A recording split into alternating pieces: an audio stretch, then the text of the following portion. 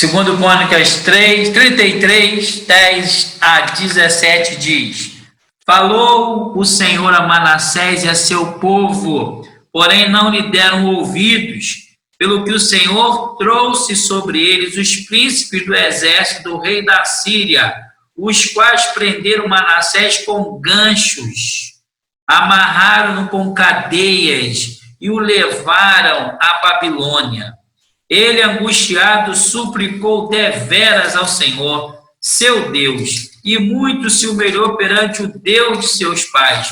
Fez oração, e Deus se tornou favorável para com ele. Atendeu-lhe a súplica e o fez voltar para Jerusalém, ao seu reino. Então reconheceu Manassés que o Senhor era Deus.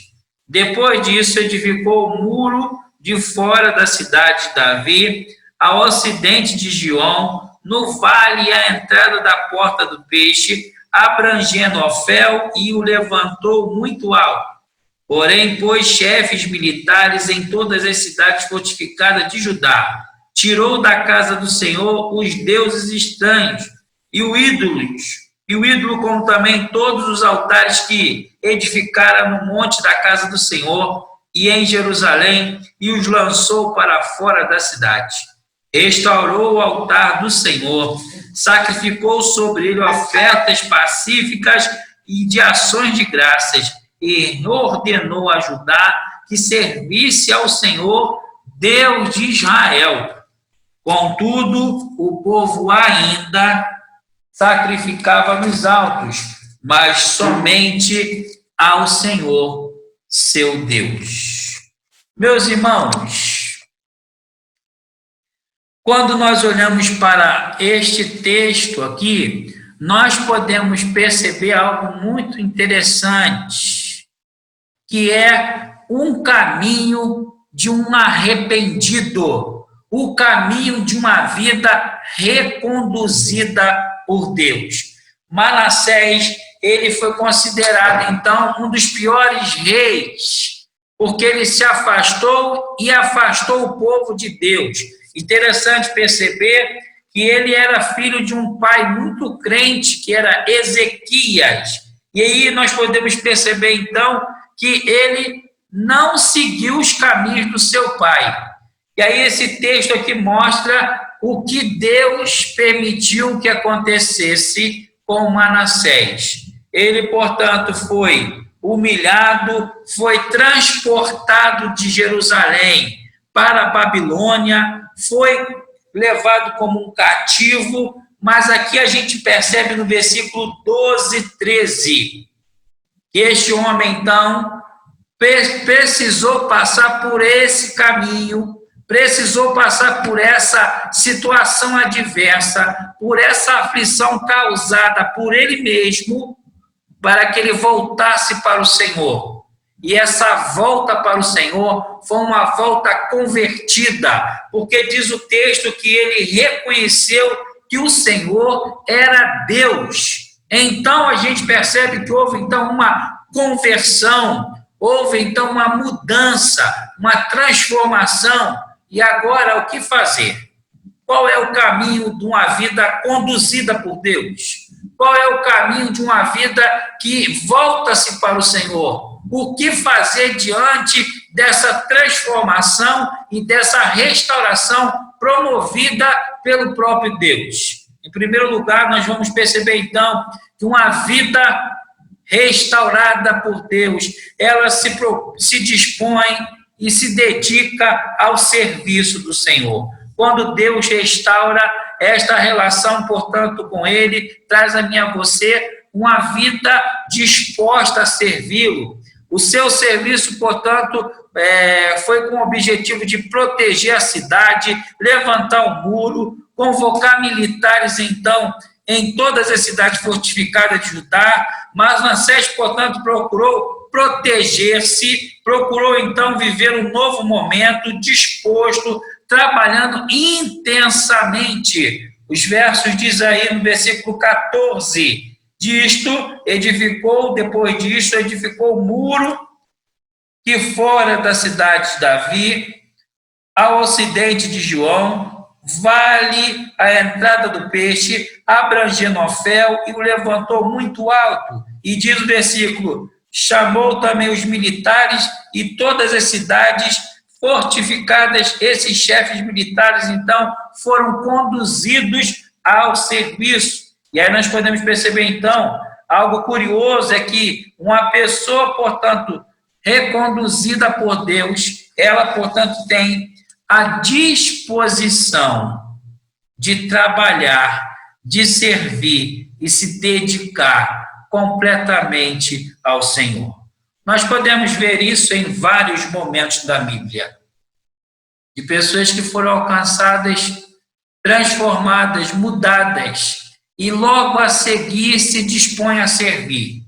Nós lembramos então da mulher samaritana, que foi encontrada por Cristo naquele poço em Betesda, poço de Jacó, melhor, e aquela mulher então, ao ouvir a mensagem do evangelho proclamada por Cristo, logo a seguir aquele encontro, ela deixa o seu cântaro e vai à cidade falar que ela tinha encontrado o Messias, o Salvador, o profeta, aquele que era esperado por eles, no caso dos samaritanos. E aí nós podemos perceber, então, esta mesma disposição na vida de Isaías, que entra no templo e Deus o chama, Deus o convoca, e ele, após ouvir a mensagem do Senhor, a vontade do Senhor, ele diz: eis-me aqui, envia-me a mim. Semelhantemente também a sogra de Pedro, após ser curada, diz o texto no capítulo 1 de Marcos, que ela passou a servir aqueles que estavam ali, o mestre e os seus discípulos.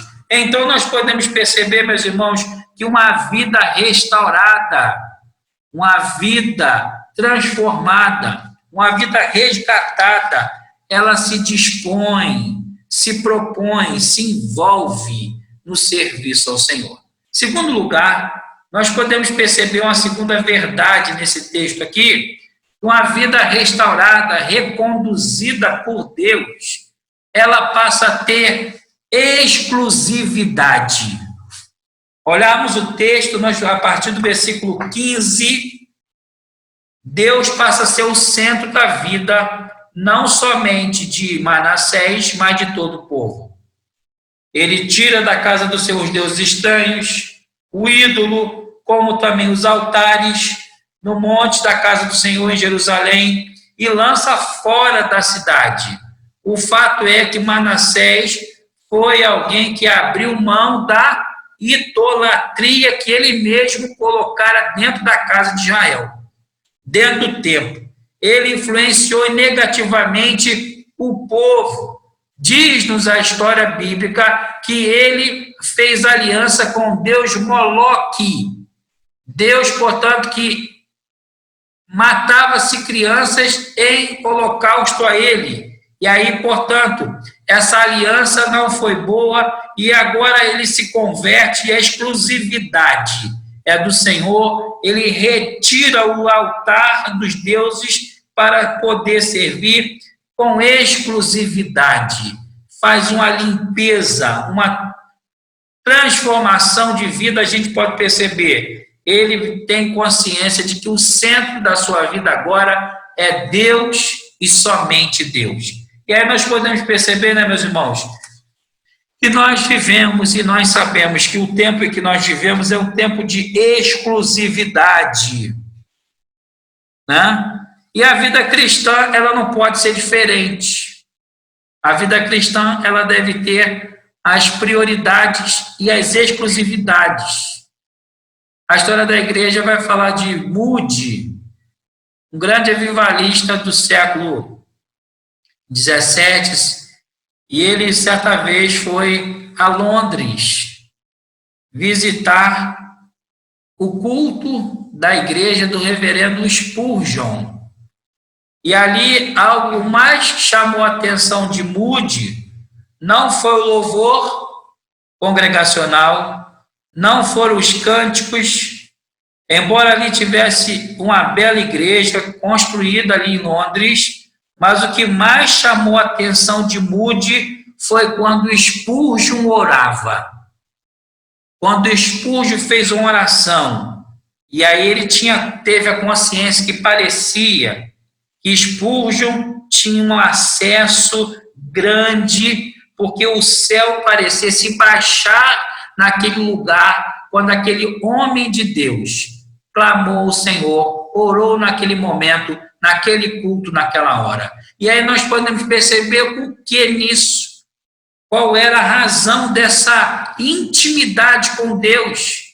A razão era simples, era que Spurgeon era o homem que tinha prioridade, exclusividade. O tempo mais importante para com ele era estar com Deus. Isso refletia na sua vida, no seu ministério. Portanto, nós podemos entender que uma vida reconduzida por Deus é uma vida onde Deus está no centro, onde Deus é exclusivo, onde somente Deus é exaltado.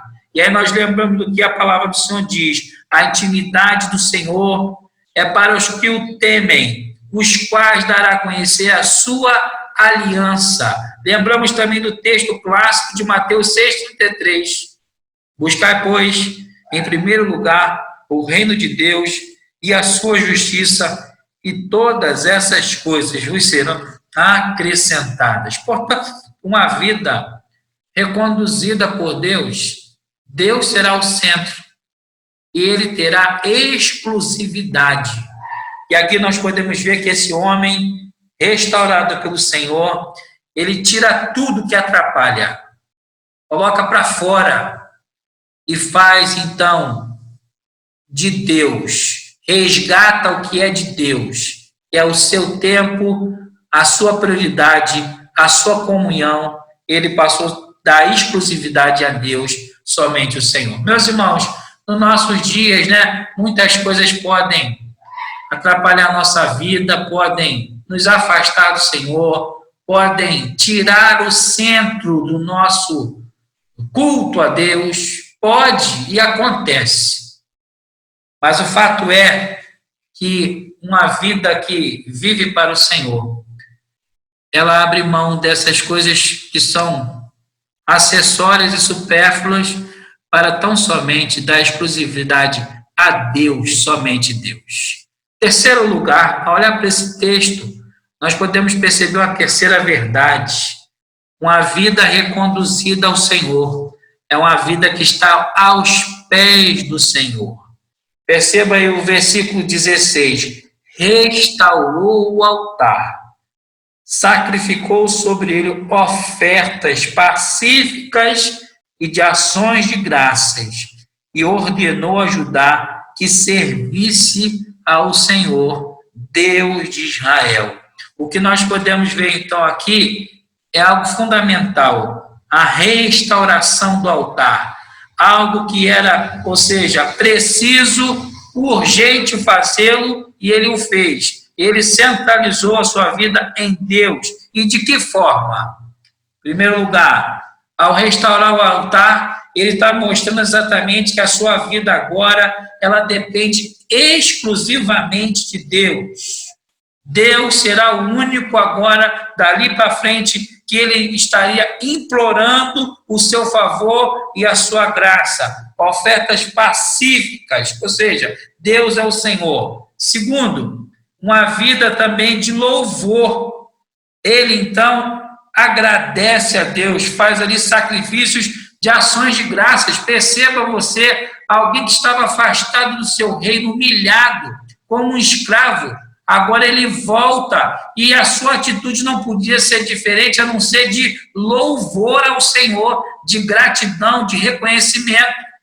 Terceiro, uma vida de adoração. Por quê? Porque Deus agora, ao estarem exatamente recondicionado, restaurado, diz o texto, ele chama o povo para servir ao Senhor, o Deus de Israel. Manassés demonstrou, então, que ele procurava viver uma vida não mais na sua independência e nos seus caminhos errados, mas demonstrou uma vida que estava agora consciente de quem era Deus, da necessidade de Deus, da prioridade de Deus na sua vida e na história do seu povo. E aí nós podemos perceber, meus irmãos, que tudo isso expressava uma vida no altar, uma vida agradecida, uma vida que tinha consciência da importância de Deus na sua vida. E aí nós lembramos, né, daquele cântico muito bonito que diz: distante de ti, Senhor, não posso viver, não vale a pena existir.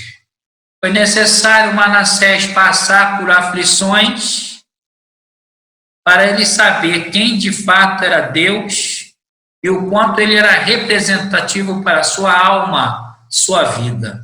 Foi necessário ele cair, nesse caso, para que ele pudesse ter consciência do valor de Deus para a sua alma.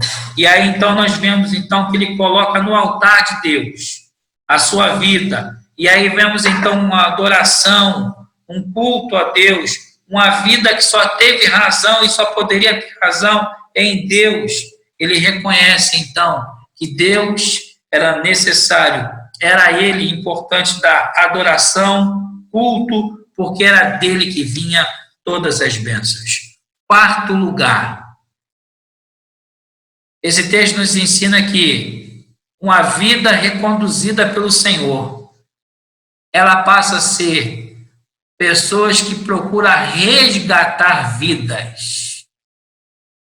Se ele foi que afastou o povo dos caminhos do Senhor, agora o mesmo Deus usa esse homem convertido para resgatar vidas para o Senhor. E esse texto diz: contudo, o povo ainda sacrificava nos altos, mas agora somente ao Senhor. O verso 16 também diz, né? E ordenou Judá para que servisse ao Senhor, Deus de Israel. O povo afastado agora é o povo que volta. O povo que estava distante agora é conduzido a retroceder dos maus caminhos e voltar-se para o Senhor. Aquele que desviou foi aquele que agora conduz, chama o povo para uma vida de intimidade com Deus. Aquele que afastou muitos, resgatou muitos para o verdadeiro serviço. Foi alguém, portanto, que Deus usou como uma vida útil para ser alguém que orientasse os perdidos a voltar para o Senhor. Isso então nos faz refletir, meus irmãos, exatamente que muitos estão distantes, muitos estão sacrificando a ídolos, muitos estão em maus caminhos, muitos estão nas falsas religiões, muitos estão afastados do Senhor. E aí, como eu e você já fomos restaurados por esta graça de Deus, nós temos a mesma atividade de buscá-los, de anunciar. Manassés não pensou apenas em si, mas ele chamou o povo para adorar o Senhor. E aí nós vemos então, meus irmãos, que a missão da igreja, dos restaurados pelo Senhor, dos resgatados, é fazer com que pessoas que estão afastadas, distantes, possam conhecer ao Deus vivo, possam voltar-se para Deus. A nossa missão é ir ao mundo e pregar o evangelho a toda criatura. Quinto lugar, uma vida reconduzida por Deus, restaurada por Deus, nada mais é do que é fruto, resultado da manifestação da maravilhosa graça de Deus. Salmo 51, 17 diz: um coração contrito, ó Deus, não desprezarás. Por passar por aflições pelo seu pecado, lá no cativeiro veio arrependimento, se humilhou, reconheceu que só Deus era de fato que deveria ser servido, Versículo 12 diz: angustiado, suplicou deveras ao Senhor, seu Deus, e muito humilhou perante o Deus de seus pais. E aí o versículo 13 diz: fez oração, e Deus se tornou favorável para com ele. E aí nós vemos então Deus derramando a sua graça, Deus manifestando a sua misericórdia, Deus manifestando o seu amor, a sua bondade, mas ainda ofertando perdão a esta vida, manifestando graça sobre a vida deste perdido, agora restaurado pela sua graça. E o que aconteceu com isso? Em primeiro lugar, essa manifestação da graça fez que Deus, então, ouvisse a sua oração. Diz o texto que Deus se tornou favorável a ouvir a sua súplica. E a oração é o alívio para o pecador. A oração é alívio para o aflito. Deus ouviu a oração de Manassés. E aí nós podemos perceber, então, que o nosso Deus, ele também nos convoca, né? Nos chama para orar. Ele diz: clama a mim e responder-te-ei. Aquele homem que não tinha nada mais a fazer senão orar. A única solução estava na oração. Ele clamou ao Senhor e Deus se manifestou graciosamente. Segundo lugar, nós vemos aqui um outro aspecto valioso da graça de Deus. É a restauração da liberdade. Deus readmitiu, recolocou, retirou da onde ele estava como escravo, retirou da sua vergonha, retirou da sua escravidão, do seu pecado e pôs em liberdade. Esse texto diz isso. Aquele que estava afligido em Babilônia, agora é liberto, é livre. Deus o traz de volta. E aí nós lembramos daquele versículo bíblico lá de João 8, que diz: se o Filho vos libertar, verdadeiramente sereis livres. E aí nós podemos perceber a manifestação da graça de Deus se deu por ele ser ouvido na sua oração. A manifestação da graça se deu porque ele desfrutou de liberdade.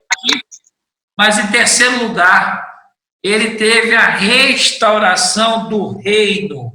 Perceba que aquele que era servo e viveu o triunfo, foi humilhado, mas agora ele volta ao seu palácio, volta à sua casa, volta à sua terra, volta ao seu reino. Deus, então, restaurou aquele homem, então, a sua atitude, a sua posição, mostrando a mim e a você a graça, maravilhosa graça de Deus em favor de uma alma arrependida. Deus é tremendo e uma volta para Deus, um caminho do arrependido, uma volta para o Senhor, é oportuno para que ele seja feita a manifestação da misericórdia de Deus e nós possamos perceber a fidelidade dele à nossa vida, porque Deus, ele não pode negar-se a si mesmo, mas um coração contrito, Deus não desprezará. Concluindo aqui nesta manhã, meus irmãos, o que esse texto traz para mim e a você como grande verdade? O que esse texto nos ensina nesta manhã? Entre vários aspectos que uma vida reconduzida por Deus pode desfrutar. Em primeiro lugar, nós podemos ter a consciência que o nosso Deus não mudou. Por pior que esteja uma vida, Deus continua fiel. Não mudou. Ele continua controlando todas as coisas. E até permitindo aflições, para que nas aflições as pessoas se voltem para Ele, volte para o verdadeiro Deus, volte para o Senhor, volte à sua presença. Segundo lugar, Deus não mudou, mas nós podemos entender que Deus também restaura vidas arrependidas. Esse texto aqui é maravilhoso, meus irmãos. Isso nos faz crer no poder do Evangelho, no poder da palavra do Senhor. Nós podemos ter consciência que existem pessoas afastadas em nossas regiões, pessoas que precisam de conversões em nossas regiões, pessoas que deixaram o primeiro amor, se influenciaram pelo mundo e caíram. Mas nós podemos acreditar que Deus também pode ir até elas através da sua igreja e restaurá-las e fazê-las dela de novo, ter a alegria de servi-lo e voltar como prioridade para ele, tendo ele como prioridade e ter consciência de uma vida de adoração que só tem sentido em Deus e com ele. Portanto, que Deus assim nos ajude e nos abençoe. O nosso mundo ele passa por aflições e Deus usa até desses meios, certamente para restaurar pessoas que estão afastadas do Evangelho, mas também para converter pecadores, para que voltem para o único Deus e o adorem em espírito e verdade. Amados irmãos, que Deus assim nos ajude e nós louvemos ao nosso Deus, porque a história de Manassés é a nossa história. Deus nos restaurou em Cristo e nos fez nova criatura. A Ele o nosso louvor e a nossa gratidão para todo sempre. Amém.